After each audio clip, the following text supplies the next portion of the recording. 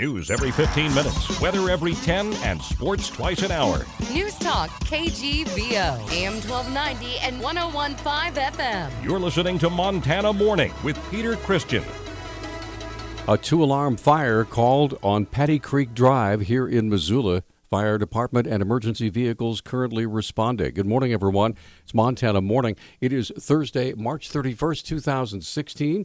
The sky is cloudy. It's warm. It's 46 degrees in Missoula. And our newscast this morning, sponsored by Bulls Eyewear, where they offer some of the lowest prices in town on contact lenses. See Lynette at Bulls Eyewear, 2910 South Reserve. I spoke with emergency services just a few moments ago. Firefighters and emergency responders are busy as the fire department has called for a second alarm to respond to an apartment fire located at 909 Paddy Creek Drive across from Spartan Drive here in Missoula. Initial reports indicate someone may have been trapped inside the structure. However, one responder indicated that all persons had been cleared. Emergency vehicles are on the scene. Missoula Police and Sheriff's Department personnel have blocked off streets and are redirecting traffic. We'll get more information as it becomes available. But again, our top story, a 2-alarm fire at 909 Paddy Creek Drive. Missoula City Fire is responding. I'm sure Missoula Rural is also on the way. Missoula Police and Sheriff's Department personnel have blocked off streets and are currently redirecting traffic. A jury has found that the officers involved in the fatal shooting of a man in Livingston were justified in their use of deadly force. The Billings Gazette reports the jury reached their decision yesterday as part of a coroner's inquest into the January death of 37-year-old Sean O'Brien. 2 police officers fired shots at O'Brien on January 2nd near Shopko. After they said he pulled a knife on them, police said they had tried to use a stun gun to subdue O'Brien, but it was not effective. O'Brien died at the scene. Park County Coroner Albert Jenkins said both officers, Kevin Engel and Andrew Emanuel, testified at yesterday's inquest. The Park County Attorney's Office can still decide to file charges in the case. As of tomorrow, April 1st, Oregon-based LifeFlight Network will take over Northwest MedStar, the air ambulance currently serving both Missoula hospitals. Chief Customer Officer at LifeFlight Network in Oregon, Justin Dillingham, has details. All of the flight crew members there in Missoula have accepted positions with LifeFlight Network, and the brand will change from Northwest MedStar to LifeFlight Network beginning April 1st. You may see Northwest MedStar on the side of the aircraft and on their flight suits for a short amount of time, but that will be transitioning as soon as we can. There has been much discussion over the rising costs of air ambulance services, but Dillingham says there is an inexpensive way to avoid the thousands of dollars an air ambulance trip can cost. If you go to lifeflight.org, you can sign up online or call our membership office, and for $60 a year, it covers an entire family, you, a spouse, or significant other, and anyone you claim on your income tax returns. And essentially, if we transport you, there's no out-of-pocket expense. Though 25% of LifeFlight Network is reportedly owned by Providence Health and Services, who also operates St. Patrick Hospital, Dillingham said the air ambulance service has an excellent reputation with both Missoula hospitals, St. Pat's and Community Medical Center. Butte-Silverboe County law enforcement officials are releasing more information about the murder-suicide that claimed the lives of a Ramsey area couple last week. Sheriff Ed Lester said yesterday that 70-year-old Larry Farrell shot his 48-year-old wife, Michelle, in the chest 3 times. Her body was found on the living room floor of their residence about 12 miles west of Butte. 2 Great Dane dogs were shot, but authorities don't know who shot them. Farrell shot himself in the temple. Lester said the gun was found near his body. Lester says no suicide note was found. Investigators don't know what led to the shootings. Another defendant pleaded not guilty yesterday to federal charges in Las Vegas, stemming from an armed confrontation between backers of Nevada rancher Cliven Bundy and government agents some 2 years ago. Peter Santilli identified himself as a radio talk show host before a magistrate judge ordered him detained pending trial on conspiracy, obstruction, weapon, and assault on a federal officer charges. In another courtroom, U.S. District Judge Gloria Navarro denied Idaho resident Stephen Stewart's bid for freedom ahead of a trial with a total of 19 people, including Bundy. To date, none have been freed following their arrests. Police got help in handling a man who was throwing punches at bystanders at a Billings hotel from Montana Attorney General Tim Fox yesterday. It wasn't like any normal Tuesday night for Fox. He was in Billings for the Montana Energy Summit.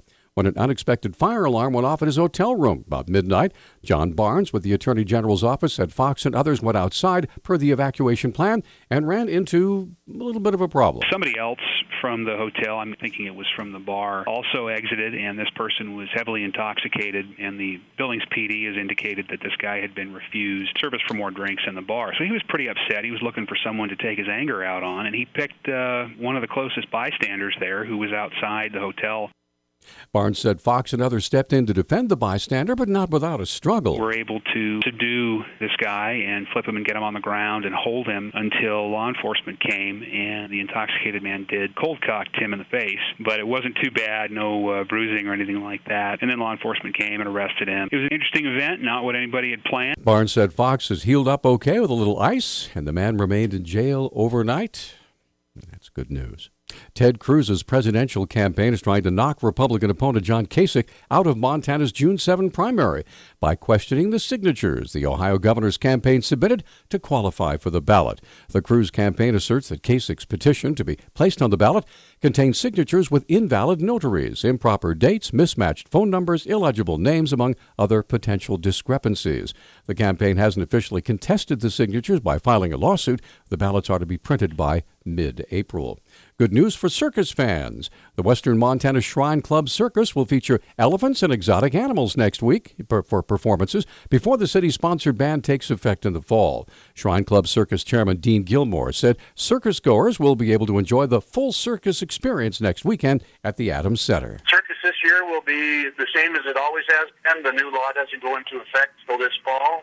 As far as any years after this, still kind of up in the air. We're going to meet with our circus promoters from Las Vegas and see if they can provide a circus without exotic animals. Gilmore said he's been in contact with other circus providers that don't feature exotic animals, but nothing has been solidified yet. Looking into some other circuses that put their circus on under the big top, and that way we would be able to have a circus in the county, and we wouldn't need to have an enclosure like the Adams Center. After last year's Shrine Circus, the Missoula City Council passed an ordinance banning the use of or display of exotic animals within the city limits.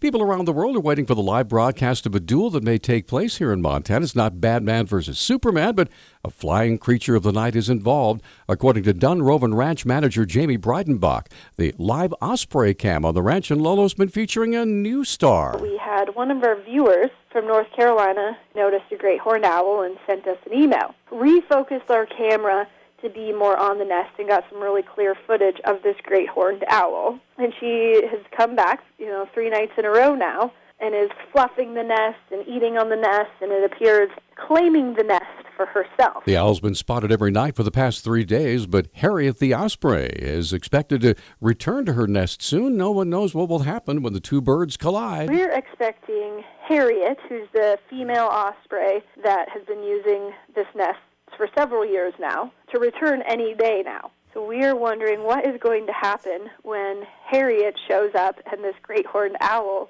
comes to the nest at night, or if she'll be there, or what's going to unfold. It's yet to be determined. Let the battle begin. Newstalk Times 6:13. Newstalk, KGVO. Missoula's official weather station. A few sprinkles possible as we head through the rest of your morning. Then clearing in the afternoon, high right around 56. Sunny as we head into the weekend. I'm meteorologist Matt Gray for the NBC Montana Severe Weather Alert Team.